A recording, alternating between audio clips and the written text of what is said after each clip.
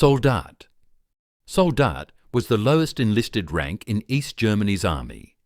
East Germany, officially called the German Democratic Republic, GDR, called its military the Nationale Volksarmee, or NVA.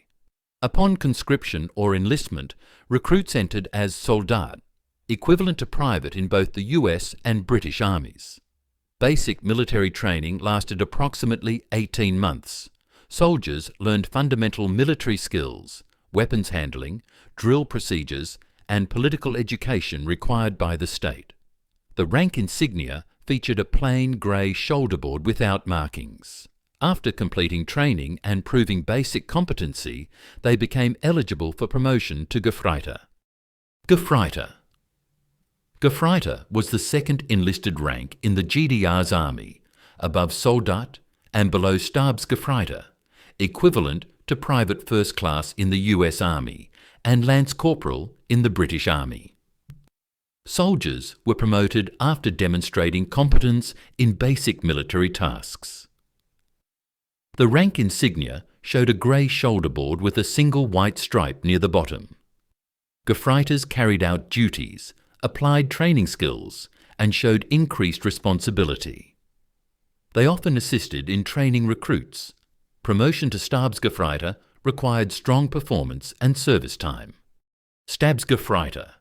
Stabsgefreiter was the lowest junior NCO rank in the GDR's army, above Gefreiter and below Unteroffizier, equivalent to corporal in both the US and British armies. This rank marked the transition from enlisted soldier to leadership responsibilities. The insignia featured a grey shoulder board with two horizontal white stripes near the bottom. Stabsgefreiters served as team leaders, supervising small groups and ensuring tasks were completed efficiently. They demonstrated mastery of military skills while developing leadership abilities. Promotion to Unteroffizier required NCO training courses and strong performance. Gefreiter der Ausbildung.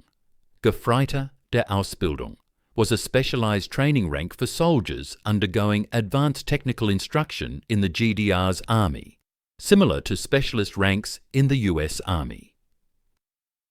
The insignia featured a grey shoulder board with two horizontal yellow stripes and one white stripe, distinguishing it from regular Gefreiter's white stripe. Soldiers held this status temporarily while attending specialized schools. Upon completing training, they returned to regular rank progression. This maintained appropriate status and pay for soldiers in extended programs developing expertise in signals, engineering, or medical services. Unteroffiziersch&uuml. Unteroffiziersch&uuml was a training rank for soldiers selected to attend NCO candidate school in the GDR's army, similar to sergeant candidate in the US Army.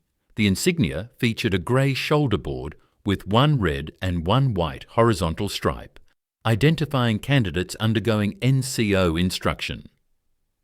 Soldiers entered this status after demonstrating leadership potential and strong performance. Training focused on tactical knowledge, leadership skills, and small unit command capabilities. Upon completing the NCO course, candidates were promoted to Unteroffizier and assumed leadership responsibilities over junior soldiers. Unteroffizier. Unteroffizier was the first senior NCO rank in the GDR's army, above Stabsgefreiter and below Unterfeldwebel, equivalent to sergeant in both the US and British armies. This rank marked formal entry into the NCO Corps with full leadership authority. The rank insignia featured a grey shoulder board with white borders without the horizontal border. Unteroffiziers led small teams, ensuring discipline, training, and mission readiness. They implemented orders from higher-ranking NCOs and officers while directly supervising enlisted personnel. Promotion to Unterfeldwebel required demonstrated leadership effectiveness and additional time in grade. Unterfeldwebel. Unterfeldwebel was the second NCO rank in the GDR's army, above Unteroffizier and below Feldwebel, equivalent to Staff Sergeant in the US Army and Colour Sergeant in the British Army. This rank represented increased leadership responsibility within the junior NCO tier. The insignia featured a grey shoulder board with white borders. Unterfeldwebels supervised teams of 8 to 12 soldiers, managing daily operations and training. They served as links between junior NCOs and senior leadership. Promotion to Feldwebel required 3 to 4 years of service and advanced NCO training. Feldwebel. Feldwebel was a senior NCO rank in the GDR's army, above Unterfeldwebel and below Oberfeldwebel, equivalent to Sergeant First Class in the US and British armies. This rank carried significant leadership responsibilities at squad level. The insignia featured a grey shoulder board with white borders and a single pip. Feldwebels commanded squads of 10 to 15 soldiers, overseeing training, discipline and combat readiness. They demonstrated tactical proficiency and made independent decisions. Promotion to Oberfeldwebel required 5 to 7 years of service and advanced qualifications. Oberfeldwebel. Oberfeldwebel was the next NCO rank in the GDR's army, above Feldwebel and below Stabsfeldwebel, equivalent to Master Sergeant in the US Army. This rank represented significant experience and leadership capability. The insignia featured a grey shoulder board with white borders and 2 pips arranged vertically. Oberfeldwebels served as platoon sergeants managing 30 to 40 soldiers and coordinating squads. They were responsible for tactical execution, soldier welfare and operational standards. Promotion to Stabsfeldwebel required 8 to 10 years and senior NCO courses. Stabsfeldwebel. Stabsfeldwebel was the highest senior NCO rank in the GDR's army, above Oberfeldwebel, equivalent to First Sergeant in the US Army and Warrant Officer Class 2 in the British Army. This rank represented the pinnacle of the NCO corps before the Warrant Officer tier. The insignia featured a grey shoulder board with white borders and 3 pips near the bottom. Stabsfeldwebels served as company-level senior NCOs, advising officers and overseeing 100 to 150 soldiers. They possessed extensive tactical knowledge and leadership experience. Achieving this rank required 10 to 12 years of exemplary service and mastery of NCO competencies. hnrichsch&uuml. hnrichsch&uuml was a warrant officer candidate rank introduced following establishment of the hnrich Corps in 1974 in the GDR's Army, similar to warrant officer candidate in the US Army. This corps created a tier between senior NCOs and commissioned officers. The insignia featured a grey shoulder board with white borders, 1 or 2 white stripes near the bottom, and a distinctive F symbol. hnrichsch&uumlers underwent specialised technical and tactical training at military schools. Upon completing the program, candidates were promoted to hnrich and assumed warrant officer responsibilities, requiring technical expertise and command authority. hnrich. hnrich was the first warrant officer rank in the GDR's Army designated as W1 and above hnrichsch&uuml, equivalent to Warrant Officer 1 in the US Army. This rank represented entry into the Warrant Officer Corps, combining technical expertise with leadership authority. The insignia featured a shoulder board with vertical white stripes and a gold pip at the bottom. hnrich served as technical specialists in signals, engineering and logistics, commanding small technical units. Promotion to Oberf&auml required demonstrated proficiency and 3 to 4 years of service. Oberf&auml was the second warrant officer rank in the GDR's Army, designated as W2 and above hnrich, equivalent to Chief Warrant Officer 2 in the US Army and Warrant Officer Class 2 in the British Army. Introduced in October 1979 as part of the expanded hnrich Corps, this rank represented increased technical mastery and leadership. The insignia featured a shoulder board with vertical white stripes and 2 gold pips at the bottom. Oberf&auml served as senior technical specialists, supervising junior warrant officers and managing complex operations. They commanded technical sections of 20 to 30 personnel. Promotion to Stabsf&auml required 6 to 8 years of total service. Stabsf&auml. Stabsf&auml was the third warrant officer rank in the GDR's army, designated as W3 and above Oberf&auml, equivalent to Chief Warrant Officer 3 in the US Army and Warrant Officer Class 1 in the British Army. This rank signified advanced technical expertise and operational leadership. The insignia featured a shoulder board with vertical white stripes and 3 gold pips arranged vertically. Stabsf&auml served as principal technical advisors at company and battalion levels, overseeing major technical operations and mentoring junior warrant officers. Promotion to Stabsoberf&auml required 10 to 12 years of service and exceptional performance in technical fields. Stabsoberf&auml. Stabsoberf&auml was the highest warrant officer rank in the GDR's army, designated as W4 and above Stabsf&auml, equivalent to Chief Warrant Officer 4 in the US Army and Warrant Officer Class 1 in the British Army. This rank represented the pinnacle of the Warrant Officer Corps, reserved for the most experienced technical leaders.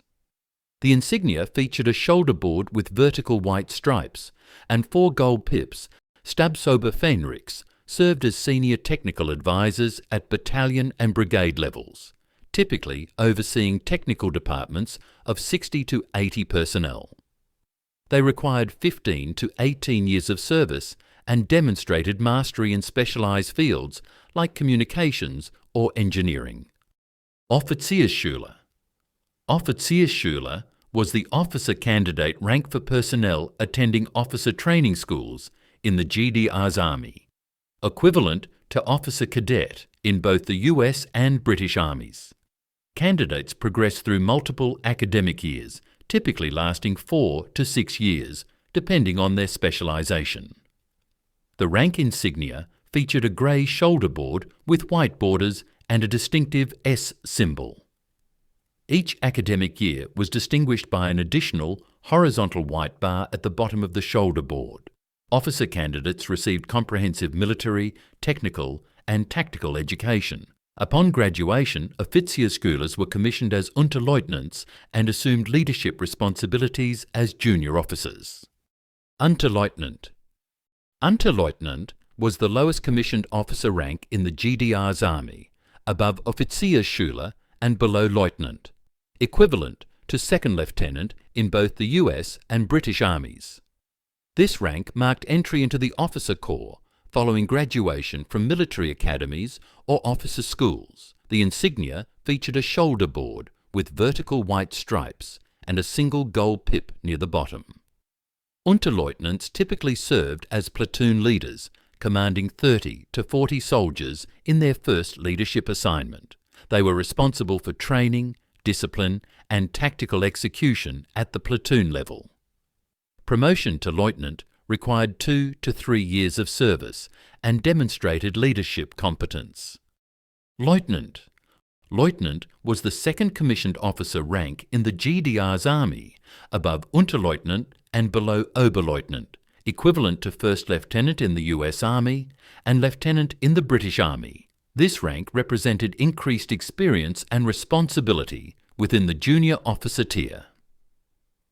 The insignia featured a shoulder board with vertical white stripes and 2 gold pips.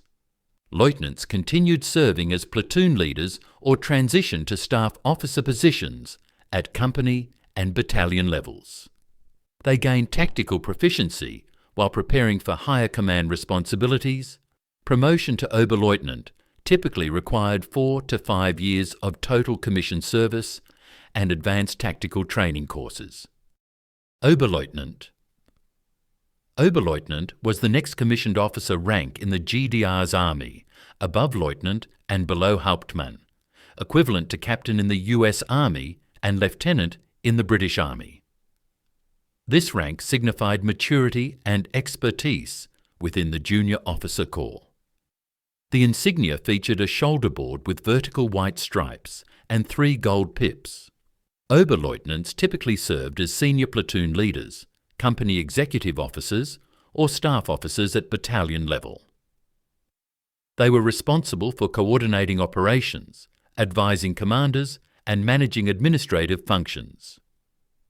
Promotion to Hauptmann required approximately 6 to 8 years of commissioned service and demonstrated ability to handle complex operational responsibilities. Hauptmann was a senior officer rank in the GDR's army, above Oberleutnant and below Major, equivalent to captain in both the US and British armies. This rank represented the transition from junior officer to company grade leadership, with significant command authority. The insignia featured a shoulder board with vertical white stripes and 4 gold pips. Hauptmanns typically commanded company-sized units of 100 to 150 soldiers, responsible for all aspects of training, discipline, and operational readiness. They worked closely with senior non-commissioned officers to enforce standards and accomplish missions.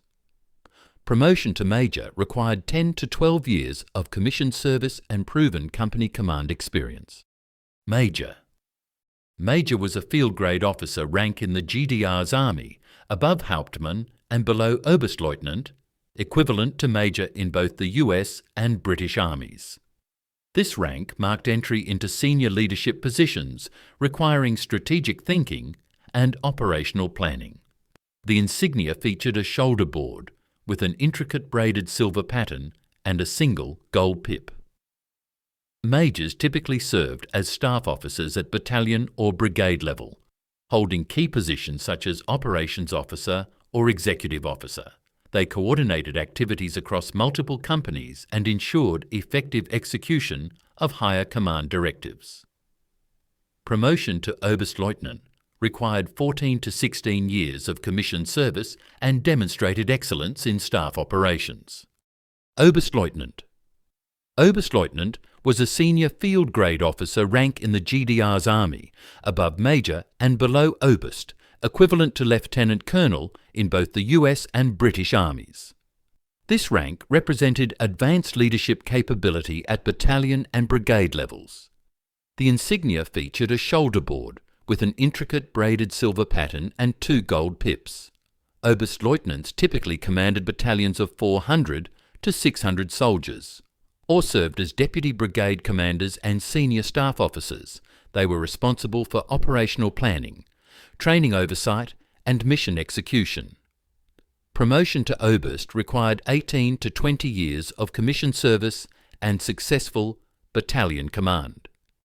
Oberst was the highest field grade officer rank in the GDR's army, above Oberstleutnant and below General Major, equivalent to Colonel in both the US and British armies. This rank represented the senior level of regimental and brigade command.